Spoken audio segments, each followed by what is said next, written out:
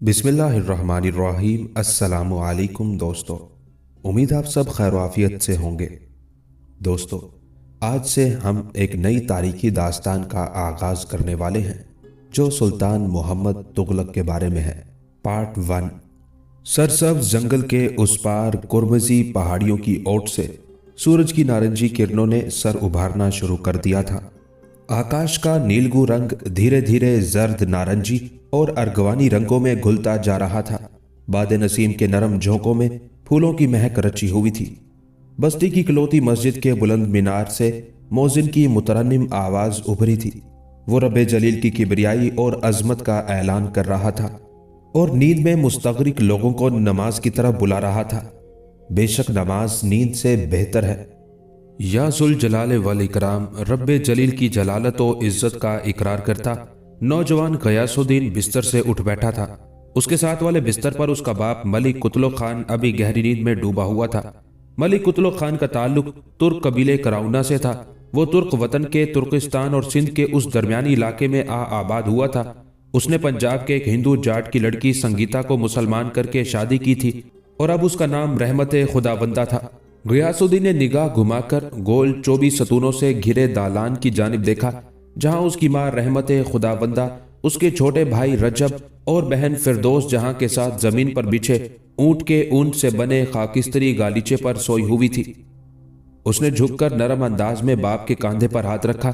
बाबा जान, आजान हो गई है, अब आपको नमाज के लिए बेदार हो जाना चाहिए। उसकी मुअद्दब, मुहज्जब और मीठी आवाज कान में पड़ते ही मलिक कुतुल खान कलमा तैयबा पढ़ता उठ बैठा था। रजब को भी जगा लो, अब वो 9 बरस का हो गया है, उस पर नमाज फर्ज हो गई है। मलिक कुतुल खान ने अपने जवान साल बेटे को हिदायत की और खुद जूट की जूतियों में पैर फंसाता वजू के लिए चल दिया। कुछ देर बाद वो तीनों बाप बेटे नमाज फजर की अदायगी के लिए मस्जिद की तरफ रवां दवां थे। नमाज के बाद मलिक कुतुल खान छोटे बेटे रजब के साथ घर के लिए रवाना हो गया था। नाश्ते के बाद उसे सिंधी सौदागर के अस्तबल में जाना था। पिछले कई सालों से वो ये काम कर रहा था।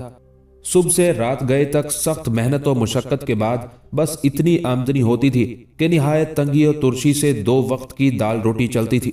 गयासुद्दीन मस्जिद से निकलकर जंगल की तरफ चल दिया था। ये सरसब्जो शादाब घना जंगल उसे बेहद पसंद था।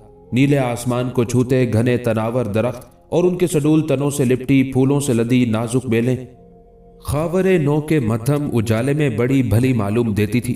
हवाओं के नरम और शरीर झोंकों पर झूमते पेड़ और उनसे लिपटी नाजुक बेलों का कोमल रक्स, लचकती शाखों पर चहचहाते खुश रंगो खुशगलू तयूर, आंखों को तरावत बख्शता दूर तक फैला सब्जा, फिजाओं में खुशबू लुटाते अनवाओ अकसाम के रंग बरंगे दिलकश और राना फूल और मशामे जान को ताजगी अता करती हवाओं में बसी सब्जे और नोबानो फूलों की महक। शीशम, पीपल, नीम और अमलतास के तनावर दरख्तों के तनों से तेजी से उतरती चढ़ती काली आंखों और मासूम चेहरों वाली गुलहरियां, सब्जे और खुदरो पौधों की ओट से सर निकालकर अपनी अर्गवानी हैरान आंखों से तकते रुई के गालों से सफेद खरगोश और हल्की सी भी आहट पर उछलकर कुलांचे भरते गजाल, ये सब कुछ गयासुद्दीन को बहुत अच्छा लगता था। हर तख्लीक अपने खालिक की अजमत और हिकमत की मुंह बोलती तस्वीर थी। जर्रा जर्रा खालिक हकीकी की सन्नाई का बेमिसल सबूत था। वो दीदा दिल को हैरत, तकवीयत और राहत देते नज़ारों का दीदार करता, बारी ताला की हमदो सना करता, इधर उधर घूम फिरकर घर में जलाने के लिए खुश्क लकड़ियां जमा करता, इशराक के वक्त तक वापस घर लौट आता, लकड़ियां माँ के हवाले करके मदरसे की जानिब रवाना हो जाता था। वो नाजरा व हिफ्ज़े कुरान मजीद के बाद आजकल हदीस, फिक्र और तसव्वुफ के आलूम की तहसील में मशगूल था। खास तौर पर तसव्वुफ आजकल उसकी तवज्जो का मरकज था। वो घंटों अपने उस्ताद मौलवी रुकनुद्दीन वली हुसैन के साथ तसव्वुफ के मौजू पर बहस व तमहीस में मसरूफ रहता। इस्लाम में तसव्वुफ का मफहूम यह है कि अल्लाह ताला की सिफात को पहचान कर उससे वालिहाना मोहब्बत और उसकी जुस्तजू की जाए। मौलवी रुकनुद्दीन वली हुसैन अपनी सफेद दाढ़ी को मुट्ठी में भींचते हुए पुरसोच अंदाज में फलसफा तसव्वुफ पर रोशनी डालते। अकल की पेचीदगियों में भटकने की बजाय जुस्तजुए हक के लिए अपनी जिंदगी वक्फ कर दी जाए कि इस जहाने फानी की बजाय अल्लाह की मोहब्बत मुंतहाए मकसूद बन जाए। دل کی پاکیزگی سے اصلی راہ ہدایت میسر ہو اور قلب کو ایسی روشنی حاصل ہو کہ بجز جمال ربی کے کچھ دکھائی نہ دے۔ دائرہ اسلام میں رہ کر اپنے مرشد کی ہدایت کے مطابق عمل کرنا چاہیے۔ صوفی کو اس راہ سلوک میں بے شمار مشکل منزلیں طے کرنی پڑتی ہیں، اس کے بعد ہی اللہ کا نور حاصل کیا جا سکتا ہے۔ اور راہ تصوف اور طریقت پر چلنے والے صوفی کا مقام اور مرتبہ کیا ہوتا ہے؟ غیاث الدین کے سوال پر مولوی صاحب رشک برے لہجے میں گویا ہوتے، راہ طریقت کے ان مسافروں کا مقام و مرتبہ اللہ اللہ، بظاہر فقیر نظر آنے والے یہ صوفی اکثر شہنشاہوں سے بالا تر ہوتے ہیں۔ یہ عشق حقیقی میں ڈوب کر کائنات کی ہر شے کو بھول کر مالک کائنات کو پا لیتے ہیں۔ وہ اپنے لیے تو کچھ مانگتے ہی نہیں، کسی اور کے لیے وہ جو کچھ طلب کرتے ہیں تو اللہ ان کی طلب کو رد نہیں کرتا۔ وہ شان جلال میں جس کو جو بخش دیتے ہیں وہ رب ذوالجلال بھی عطا کرنے میں پسو پیش نہیں کرتا۔ یہ بات میری سمجھ سے بالا تر ہے، غیاث نے الجھے ہوئے لہجے میں جواب دیا۔ کیا کوئی انسان محض عبادت اور ریاضت کے طفیل عطا کے منصب پر فائز ہو سکتا ہے؟ اور یہ سوال تا حیات غیاث الدین کے دل و ذہن کو مضطرب کرتا رہا۔ وہ بزرگان دین، صوفی، ولی اللہ اور فقراء کو کبھی اس بلند منصب پر تسلیم نہ کر سکا۔ غیاث مدرسے سے نکل کر گھر کی سمت چل دیا۔ اس کا چھوٹا بھائی رجب اور چھوٹی بہن فردوس جہاں دالان میں بچھے خاکستری گالیچے پر بیٹھے کھیل میں مشغول تھے، جبکہ اس کی ماں باورچی خانے میں ناشتے کی تیاری میں مصروف تھی۔ اس کے ساتھ اس کے والد کے رشتے کے بھائی احمد جنید کی بیٹی مخدومہ جہاں بھی موجود تھی۔ احمد جنید 10 سال قبل اپنی چہیتی بیٹی اور اکلوتی بیٹی کے ساتھ اسی محلے میں آ کر آباد ہوا تھا اور کلی گری کا کاروبار شروع کیا تھا۔ خدا نے اس کے کاروبار میں وسعت و برکت عطا کی تھی۔ دیکھتے ہی دیکھتے اس نے عمدہ پختہ گھر اور بازار میں بڑی دکان خرید لی تھی۔ وہ اپنی بیوی اور بیٹی کے ساتھ ایک خوش و خرم اور آسودہ زندگی بسر کر رہا تھا کہ جانے کس کی نظر اس کی خوشحال زندگی کی شادمانی کو نگل گئی۔ ابھی مخدومہ صرف 5 سال کی تھی کہ اس کی ماں محض چند روز بخار میں مبتلا ہو کر اس دار فانی سے کوچ کر گئی۔ احمد جنید کی ہستی بستی دنیا اجڑ گئی تھی۔ ان دکھ کے دنوں میں ملک قطلق خان اور اس کی بیوی رحمت خداوندہ نے احمد جنید اور اس کی کمسن بچی کا بے حد خیال رکھا تھا اور لمحہ لمحہ اس کے غم میں شریک رہے تھے۔ رحمت خداوندہ نے ننھی مخدومہ کو ایک محبت کرنے والی ماں کی طرح اپنے ممتا کے دامن میں چھپا لیا تھا۔ بیوی کی موت کے بعد احمد جنید نے اپنی زندگی اپنی لاڈلی بیٹی مخدومہ جہاں کی پرورش و تربیت کے لیے وقف کر دی تھی اور لوگوں کے اصرار اور مشوروں کے باوجود دوسری شادی کے بارے میں کبھی سوچا بھی نہ تھا۔ زندگی کی شاہراہ پر ننھی سی بیٹی کی انگلی تھامے بنا ہم سفر کے سفر کرتے اسے اب 10 برس بیت چکے تھے۔ اب مخدومہ 15 برس کی ہو گئی تھی اور آج کل وہ اس کی شادی کے خواب دیکھ رہا تھا۔ مخدومہ ایک حسین، رانا، نیک، صالح، سلیقہ شیار اور خدمت گزار لڑکی تھی۔ اس کا زیادہ وقت رحمت خداوندہ کے ساتھ ہی گزرتا تھا۔ وہ اسے مثل ماں کے سمجھتی تھی اور جب وقت ملتا وہ اس کی خدمت اور مدد کے لیے جا پہنچتی تھی۔ اس وقت بھی وہ ناشتہ بنانے میں اس کا ہاتھ بٹا رہی تھی۔ آہٹ پر اس نے پلٹ کر دیکھا تھا۔ کشادہ شانوں اور مضبوط ڈھیل ڈول والے اونچے لمبے گورے چٹے غیاث الدین کو دیکھ کر اس کی بڑی بڑی سیاہ آنکھوں میں حیا اتر آئی تھی۔ اس نے اپنی انابی دبیز اوڑھنی سندلی پیشانی تک کھینچ لی تھی۔ امی جان، بابا جان کہاں ہے؟ غیاث الدین نے کشادہ صحن پر اچٹتی سی نگاہ ڈالتے ہوئے سوال کیا۔ وہ استبل پر گئے ہیں، ماں نے جواب دیا۔ تم اندر جا کر بیٹھو، مخدومہ تمہارے لیے ناشتہ لا رہی ہے۔ وہ مزید کچھ کہے بنا اندر دالان میں غالیچے پر جا بیٹھا تھا اور چند لمحوں بعد سہج سہج قدم دھرتی مخدومہ ناشتے کی چوبی سینی اٹھائے دالان میں داخل ہوئی تھی۔ اس کے گلابی پیروں میں پڑی ریشمی پازیبوں کی نقرئی کھنک نے خاموش فضا کو گدگدا کر جگا دیا تھا۔ غیاث الدین نے بے ساختہ نگاہیں اٹھا کر مخدومہ کی سمت دیکھا تھا۔ وہ گھٹنوں کے بل بیٹھی اس کے سامنے ناشتہ لگا رہی تھی۔ ناشتے میں شہتوت اور گڑ سے بنی روٹی تھی، مٹی کے پیالے میں قہوہ اور ایک چوبی پیالے میں کدو کا شوربہ بھی تھا۔ شکریہ، غیاث الدین نے مشکور لہجے میں کہا۔ شکریہ کی کیا بات ہے؟ مخدومہ کی مترنم آواز گونجی۔ آپ کوئی غیر تو نہیں ہے؟ آپ کا اور آپ کے گھر کا کام میرے لیے میرے گھر جیسا ہی ہے۔ غیاث الدین نے حیران نظروں سے مخدومہ کی طرف دیکھا۔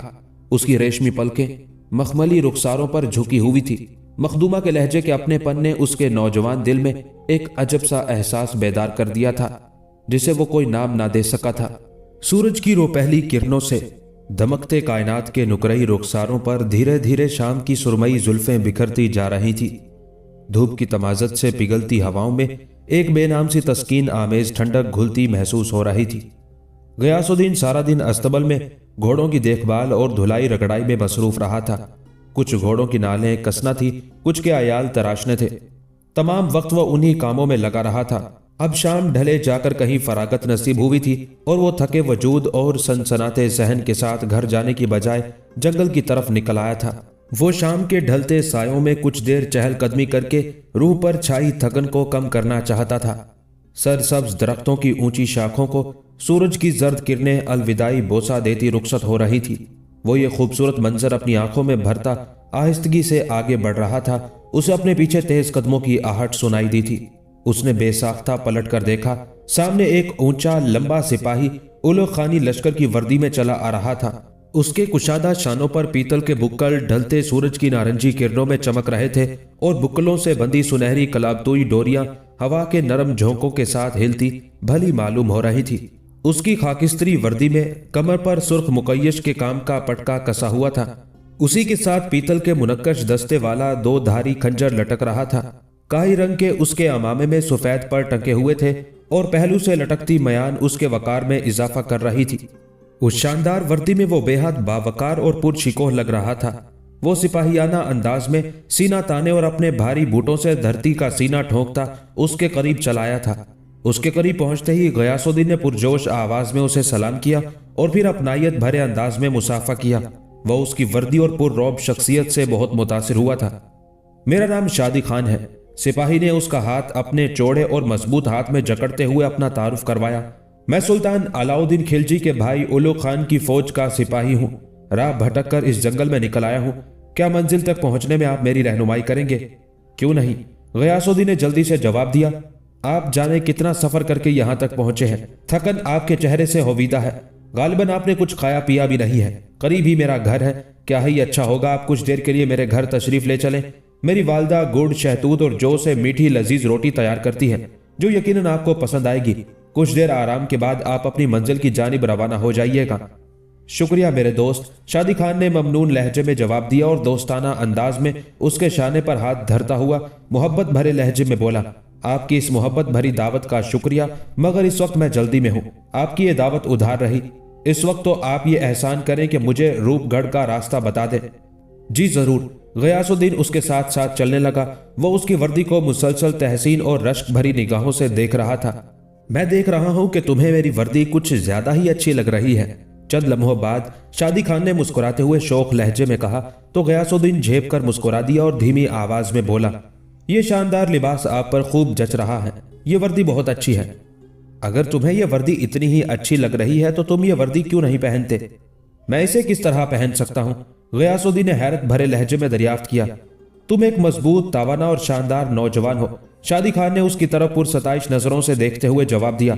उलो खान को अपने लश्कर में शामिल करने के लिए ऐसे नौजवानों की हमेशा ही तलाश रहती है। तुम जब भी यह वर्दी पहनना चाहो मेरे पास रूपगढ़ चले आना। इंशाअल्लाह तुम्हें उलो खान के लश्कर में जरूर मुलाजमत मिल जाएगी। मैं तुम्हारी भरपूर मदद करूंगा। अगर ऐसा हो सके तो बहुत अच्छा होगा। गयासुद्दीन का चेहरा जोशे मुसरत से तमतमाने लगा। इस मदद के वादे का शुक्रिया, उसने तशक्कुर भरे लहजे में कहकर सिपाही का हाथ थाम लिया। मगर तुम अपना यह वादा भूल मत जाना। हरगिज नहीं। शादी खान ने सीने पर हाथ मारकर मजबूत लहजे में कहा, तुम जब चाहो मेरे पास चले आना। यह तुमसे मेरा वादा है। मैं तुम्हें उलो खान की फौज में जरूर भर्ती करवा दूंगा। गयासुद्दीन ने करीबी झील से उसकी छागल पानी से भर दी और कुछ जंगली फल तोड़कर उसके थैले में डाल दिए और वो उसे रूपगढ़ के रास्ते तक पहुंचाने गया। फिर उसने बगलगीर होकर उसे रुखसत किया था। उसके जाने के बाद वो घर की तरफ चल दिया। शाम के सुरमई साए रात की गाढ़ी तारीकी में मदगम हो गए थे। सामने बरामदे के सतून से बने ताकचे पर चराग टिमटिमा रहा था। चराग के मध्यम उजाले में मखदूमा सतून से टेक लगाए अफसुर्दा खड़ी थी। वो उसे उस वक्त यहाँ खड़े देखकर हैरान हुआ क्योंकि मगरिब से पहले वो हमेशा ही अपने घर चली जाती थी। मैं तुम्हारा इंतजार कर रही थी, उसने धीमी और गुलूगीर आवाज में कहा। मुझे तुमसे कुछ कहना है। गयासुद्दीन ने चौंक कर नजरें उठाई। आज उसके लहजे की शोखी और आवाज की खनक अफसुर्दा सी संजीदगी में डूबी हुई थी। उसकी दराज घनी पलकें, भीगी और रोशन गजाली आंखें नम थी। तभी अंदरूनी कोठरी से उसकी मां की आवाज आई, मखदूमा वहां क्या कर रही हो? अंदर चली आओ। मखदूमा चौंक कर पलट गई। नहीं चाची, मैं अब घर जा रही हूं। मां के दालान तक आने तक मखदूमा दाखिली दरवाजे से बाहर निकल गई थी। आज इसे क्या हुआ है? गयासुद्दीन ने मखदूमा को जाते हुए देखकर हैरान लहजे में मां से पूछा था। आज ये बहुत गमगीन और दिल गरिफ्ता दिखाई दे रही थी। हाँ, जिस घर में बचपन और जवानी का एक हिस्सा गुजारा हो, वो घर छोड़कर जाने के तसव्वुर से ही लड़कियां इसी तरह उदास और गमजदा हो जाती हैं। माँ ने गहरा सांस लेकर संजीदा लहजे में जवाब दिया। क्या मतलब? गयासुद्दीन हैरान हुआ। मखदूमा कहाँ जा रही है? अपने खाविद के घर, और कहाँ? माँ उसकी नासमझी और बेखबरी पर हल्के से हंसी। उसके लिए एक अच्छे खानदान के कमाऊ लड़के का रिश्ता आया हुआ है और भाई अहमद जुनैद जल्द ही इसकी शादी का इरादा रखते हैं। ओह, गयासुद्दीन को अपने सीने में एक अजब सी बेचैनी उतरती महसूस हुई। खैर छोड़ो, आओ तुम खाना खा लो।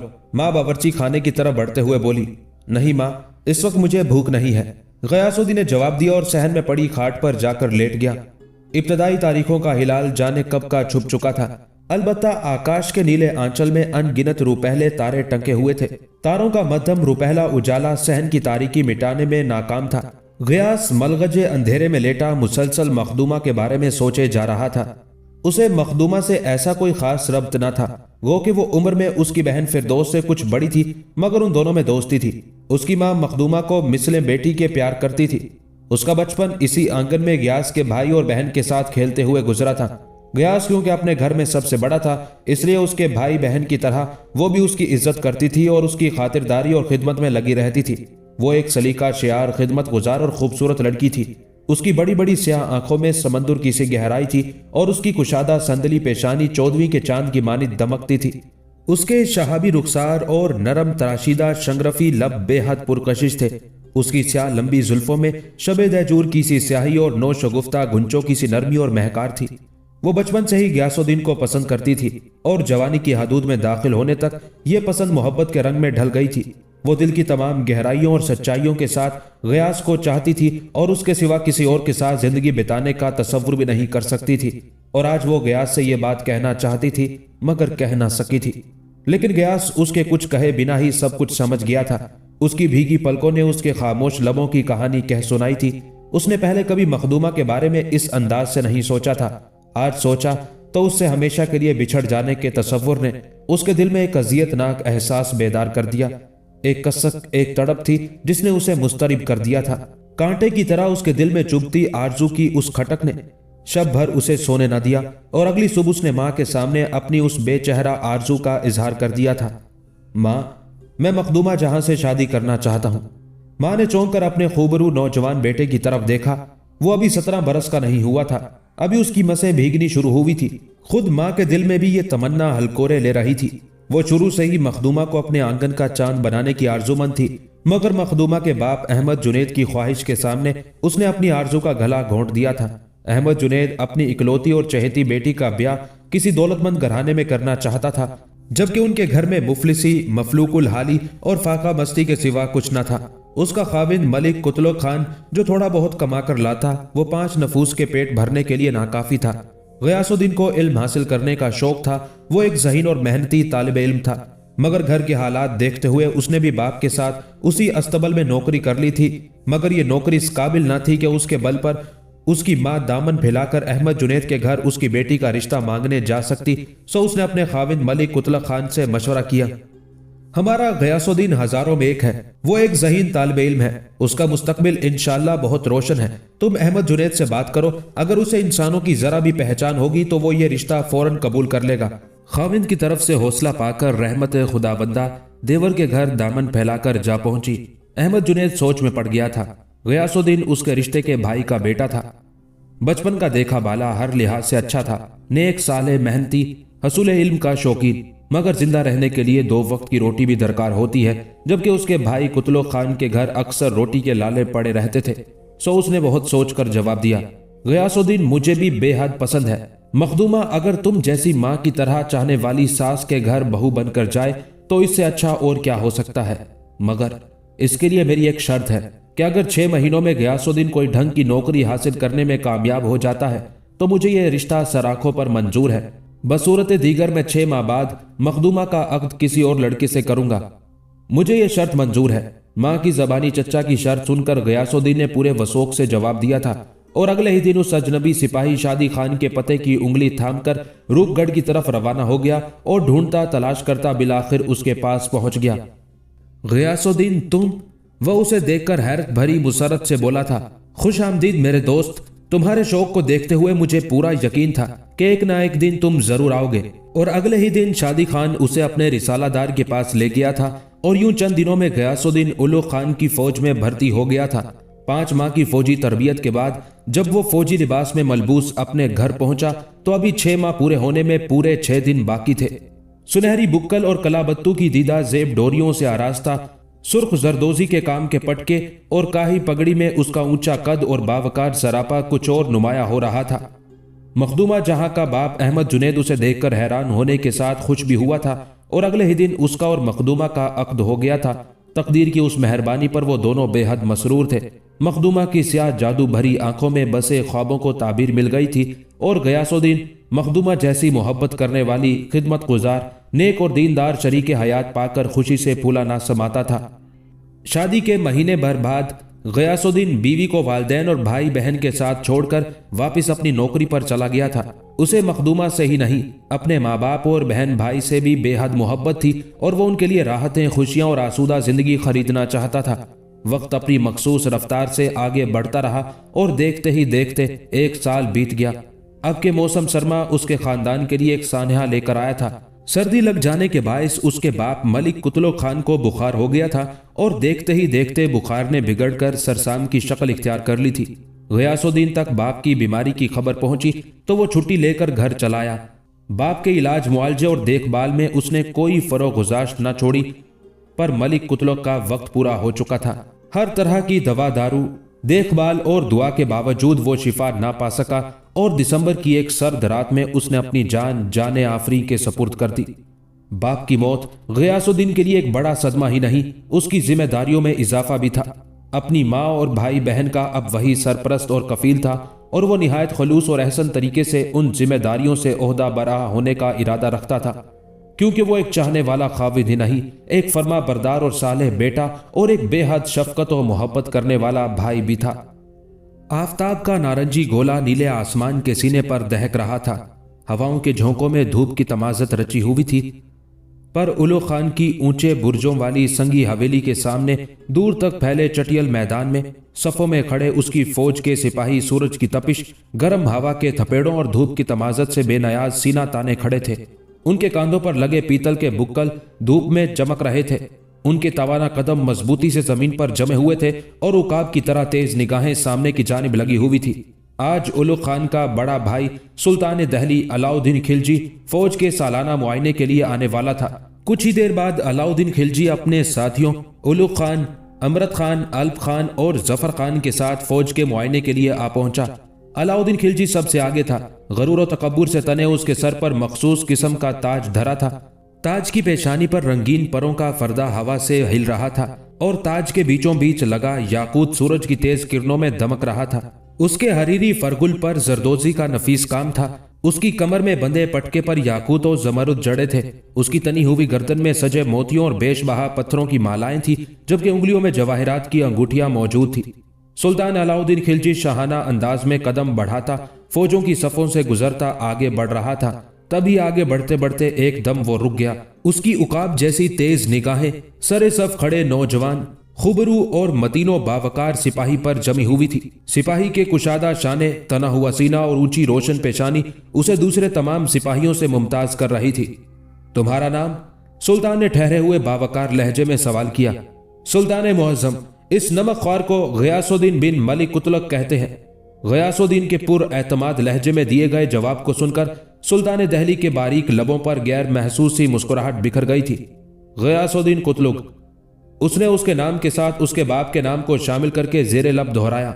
उसकी जौहर शनास निगाहों ने उस जौहरे काबिल को पहचान लिया था। उसे अंदाजा हो गया था कि इस मामूली सिपाही पर अगर खसूसी तवज्जो दी जाए तो वो एक गैर मामूली सिपा सालार साबित हो सकता है। इसीलिए जब वो दहली के लिए रवाना हुआ तो गयासुद्दीन कुतुलुग भी उसके साथ था। उसने उस जौहरे नातराश को उलुग खान से मांग लिया था और उस पत्थर को तराश कर बेशबहा हीरा बनाने का मुतमन्नी था। दहली पहुंचकर सुल्तान ने उसे अमीर आखुर यानी सरकारी घोड़ों का निगरान आला मुकर्रर किया। कुछ ही अरसे में उसके नाम का लाहिका कुतुलुग से कुतुलु हुआ, फिर बिगड़कर तुगलक हो गया।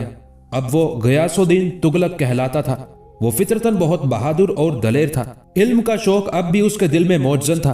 اسے جب موقع ملتا وہ علماء و مشائخ کی محفلوں میں شریک ہو کر اپنی علم کی پیاس بجھانے کا سامان کرتا رہتا تھا۔ علاؤدین اس کی بہادری، شجاعت اور لیاقت سے بے حد متاثر تھا، چنانچہ اسے منگول حملہ آوروں کے خلاف دیپالپور اور سمانہ جیسے اہم سرحدی صوبے کا گورنر مقرر کر دیا۔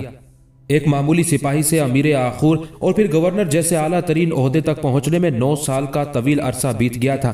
اب غیاث الدین تغلق ایک چھوٹے سے نیم پختہ گھر کی بجائے ایک شاندار حویلی میں رہائش پذیر تھا۔ اس کی مشفق ماں رحمت خداوندہ، اس کا چہیتا بھائی رجب، پیاری بہن فردوس جہاں اور عزیزت جان بیوی مخدومہ جہاں بھی اس کے ساتھ اس پرشکو حویلی میں رہائش پذیر تھی۔ ان 9 سالوں نے اسے بہت کچھ دیا تھا، مگر اب تک اس کا دامن اولاد کی نعمت سے خالی تھا۔ مخدومہ جہاں ایک بے حد اچھی، بے پناہ محبت کرنے والی بیوی ثابت ہوئی تھی۔ اس نے ہر طرح کی خوشیوں سے اس کا دامن بھر دیا تھا، پر وہ اسے اب تک اولاد کی خوشی نہ دے سکی تھی۔ اب اس کی ماں کو بہو کی خالی گود محسوس ہونے لگی تھی۔ وہ دبی دبی زبان میں بیٹے کو دوسری شادی کا مشورہ دینے لگی تھی۔ مخدومہ کو اپنے غم سے زیادہ ساس اور خاوند کی خوشی مقدم تھی، اس لیے ایک شب اس نے غیاث الدین سے کہا، آپ دوسری شادی کر لیجئے۔ یہ کہتے ہوئے اس کے لہجے میں آنسوؤں کی نمی اتر آئی تھی۔ کیوں؟ اس نے انجان بن کر سوال کیا۔ تم جیسی اچھی بیوی کے ہوتے ہوئے مجھے دوسری شادی کی کیا ضرورت ہے؟ یہ کوئی معیوب بات تو نہیں ہے۔ مخدومہ نے بھیگی پلکیں اٹھائی۔ یہاں اکثر لوگ 3 4 شادیاں کرتے ہیں، اگر آپ دوسری شادی کر لیں گے تو کیا غلط بات ہوگی؟ مخدومہ، میرے شہر دل میں داخل ہونے والی تم پہلی عورت ہو، اور میں چاہتا ہوں کہ تم میری زندگی کی آخری عورت ثابت ہو۔ میں اپنی زندگی کے آخری لمحے تک صرف اور صرف تمہارے ساتھ رہنا چاہتا ہوں۔ میں بہت خوش نصیب ہوں کہ مجھے آپ جیسا چاہنے والا خاوند ملا۔ مخدومہ جہاں نے فرط محبت سے اس کے ہاتھ تھام کر آنکھوں سے لگاتے ہوئے گلوگیر آواز میں کہا، اماں جان کی خواہش ہے کہ آپ صاحب اولاد ہو۔ شاید یہ خوشی میں آپ کو نہیں دے سکتی، اس لیے آپ اولاد کی خواہش کسے نہیں ہوتی؟ غیاث الدین نے ٹھہرے ہوئے لہجے میں سوال کیا، کیا تمہیں یہ خواہش نہیں ہے؟ مجھے بھی یہ خواہش ہے، مگر میری یہ خواہش تمہارے دم سے پوری ہوگی۔ اگر میری قسمت میں اولاد ہے تو مجھے یہ دولت تمہارے وجود سے حاصل ہوگی۔ اگر ایسا نہیں ہے تو میں اولاد کی خواہش سے دستبردار ہونے کے لیے تیار ہوں، مگر دوسری شادی کے بارے میں سوچنے کے لیے تیار نہیں۔ خاوند کے اس بے پناہ پیار پر مخدومہ کی آنکھیں اشکبار ہو گئی تھی اور اس نے دامن دل پھیلا کر اللہ سے دعا کی تھی، خداوند مجھے صرف ایک بیٹا عطا کر دے اور ہم اس کا نام جونا خان رکھیں گے۔ غیاث الدین نے مسکرا کر کہا، اور وہ نم آنکھوں کے ساتھ بے ساختہ ہنس پڑی تو غیاث کو جیسے بارش میں اچانک دھوپ نکلنے کا منظر یاد آ گیا۔